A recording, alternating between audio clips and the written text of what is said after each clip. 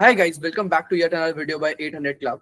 एक जो असली टॉपर होता है ना, वो क्वेश्चन को रीड करने के पहले वो ऑप्शंस को रीड करता है। एंड कई बार you would not even have to figure out कि क्वेश्चन पढ़ना भी क्या, आप ऑप्शन से डायरेक्टली एलिमिनेट करके फिगर आउट कर सकते हो। That is the difference between a topper and normal person. यही आज हम डिस्कस करने वाले इस वीडियो में कि एक ऑब्जेक्टिव माइंडसेट क्या होता है। जो टॉपर माइंडसेट आप जो सुनते हो या आप सोचते हो कि टॉपर चीजों को डिफरेंटली कैसे करते हैं, वो कैसे होता है, राइट? सो चलो आज वो डिस्कस करते हैं, ठीक है। एंड ऑनेस्टली बता रहा हूँ, अगर आपको लग रहा है कि भैया इस वीडियो में रिसोर्स नहीं बताने वाले, ये नहीं बताने वाले, ये वीडियो स्किप कर देते हैं, this is going to be the most important video. Because while you can get your resources right, you can get जो भी आपको पढ़ना है that right, you can get your revision right, you can get your mocks right. But अगर आपका main mindset ही सही नहीं है, your direction is not there, तो आप जितना भी मेहनत कर लो, अगर आप गलत डायरेक्शन में जा रहे हो, it would all amount to nothing. तो इसका आपको ध्यान रखना है। सो अब ये माइंडसेट, ये जो डायरेक्शन वाली चीज मैं बता रहा हूँ, इतनी इंपॉर्टेंट क्यों है?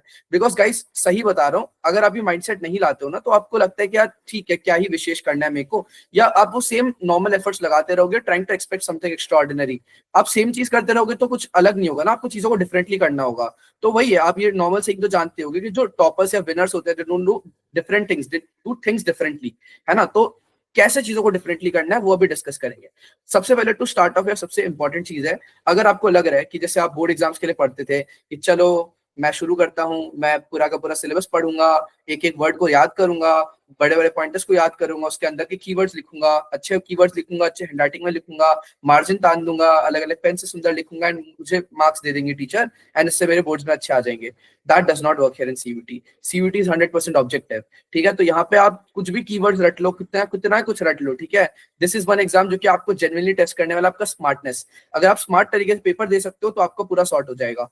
तो अब इसमें एग्जैक्टली टेस्ट क्या कर रहे हैं, आपको कैसे करना पड़ेगा? देखो, ये है आम जिंदगी। अभी मैं आपको बताता हूँ, आम जिंदगी में आप क्या करोगे, आप क्वेश्चन पढ़ोगे, ठीक है, आप उसको समझोगे, उसके बाद सोचोगे इसका आंसर क्या है, चारों आंसर देखोगे, चारों ऑप्शन देखोगे जो आंसर्स में है, उसमें से सोचोगे क्लोजेस्ट क्या है आंसर का, एंड देन आप उसको टिक करोगे, आगे बढ़ोगे। बट आपको सीयूटी के लिए करनी है मेंटोस जिंदगी। मेंटोस जिंदगी क्या होगी? आपने या तो ग्लांस करा थ्रू द क्वेश्चन, या फिर you directly glance to the options. Again, अगर आपको थोड़ा स्मार्टली प्लस थोड़ा लाइक प्रॉपर तरीके से करना है, तो you can glance to the question first. But बहुत ज्यादा टाइम एनालिसिस में नहीं सोचना है, आंसर सोचने का तो सोचना ही नहीं है। आप ग्लांस करो क्वेश्चन से, आप ट्राई करो उसको समझने का, ठीक है। You can give time to understand the question, but don't start to think of the answer क्या है। Then look at the options. Options में पहले 50-50 कर लो, केबीसी जैसे, क्या रिमूव हो सकता है। उसके बाद में दो में डाउट होगा, तो दो डाउट में जो है उसमें आपको फिर सोचना है, देन आपको एनालिसिस करनी है। You will get a base to work upon rather than scratch से स्टार्ट करना। फर्स्ट प्रिंसिपल्स थिंकिंग गुड है लाइफ के लिए, बट ऑब्जेक्टिव जो आपका एग्जाम हो रहा है वहां पर फर्स्ट प्रिंसिपल्स थिंकिंग नहीं कर सकते। आपको हर एक आंसर को इस पर्टिकुलर माइंडसेट से करना होगा। एंड अगर मैं ये नहीं बोला कि सारे के सारे इस तरीके से हो जाएंगे, कुछ कुछ में आपको फर्स्ट प्रिंसिपल सोच के करना होगा, बट आपको राउंड्स में पेपर करना होगा। पहले जो डायरेक्टली बन रहे हैं उसको बनाओ, देन लास्ट में फिर एक्स्ट्रा टाइम जब बच रहा है तो उस पर सोचो जहां पे आपको तुरंत नहीं हिट हो रहा था। एंड एक और चीज होती है टॉपर के माइंडसेट में, वो है कि यार वो चीजों को संक कॉस्ट फैलेसी के हिसाब से नहीं देखते। संक कॉस्ट फैलेसी क्या है कि अगर मैं मूवी देखने गया, खराब मूवी चल रही थी, ट्रेलर तक मुझे रियलाइज हो गया खराब मूवी है, स्टिल मैं बाकी मूवी देखूंगा। मतलब उससे आपको कुछ गेन नहीं हो रहा, आपने टिकट खरीद ली, पैसे वेस्ट ऑलरेडी हो चुके अगर मूवी खराब है। 1.5 घंटा में अगर जो एक्स्ट्रा मूवी देखोगे उससे आपको उसका कोई रिटर्न नहीं मिलने वाला। वैसे ही अगर आपने मान लो 3-4 मिनट कमिट कर दे कोई क्वेश्चन में, एंड स्टिल आप सोच रहे हो कि और डलता जाता हूँ, क्या पता आंसर आ जाए, you are stuck in that, आप वो नहीं करोगे तो नहीं कर पाओगे उसमें। सो उसको छोड़ो। कभी भी आपको 1 मिनट से ज्यादा कोई क्वेश्चन में लग रहा है, उसको छोड़ दो, उसको मार्क फॉर रिव्यू कर दो, एंड देन आगे बढ़ो। ये भी एक और बहुत इंपॉर्टेंट चीज है टॉपर्स माइंडसेट में। बाकी वही चीज है, आपको एक और, मैं अपना अगर आपको पर्सनल एक्सपीरियंस भी बताऊं, ठीक है। 9th 10th में, लाइक 10th में आई स्कोर 96%। तब से मतलब तारीफें मिल रही है कि बेटा क्यों ले रहे हो कॉमर्स, अच्छा तुम साइंस ले लो, पढ़ाई कर लो, ये वो, ठीक है। मतलब अच्छा मतलब थोड़ा तारीफें मिलती है कि हाँ हमारा बेटा पढ़ता है एंड एवरीथिंग। बट उसके पहले I have been an average student, 80% ऐसा कुछ कुछ। इनफैक्ट मैं कल ही एक स्ट्रीम लेके बच्चों को बता रहा था, मेरा जो हाफ ईयरली था 10th का, अभी मैं गुवाहाटी जाऊंगा तो I try to get that report card जो मेरा था, उसमें मेरे को हाफ ईयरली में, I am very proud of it now. But उस वक्त तो ऑफ कोर्स बहुत खराब था, बट उस वक्त 80 में आई स्कोर्ड 36-38 आउट ऑफ 80, ठीक है। तो वही मैं कहना चाह रहा हूँ, I have been in that place, and what I have realised, जो कि डिफरेंस होता है आपका, वो आपका माइंडसेट में है।